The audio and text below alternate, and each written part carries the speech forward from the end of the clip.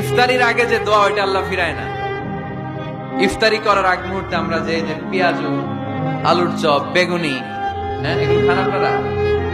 রুয়াবজার শরবত খান নাকি?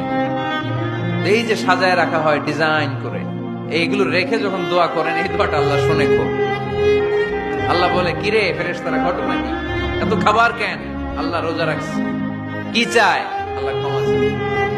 তো খায় না যে তৃষ্ণার, তো আল্লাহ আপনার ভয়।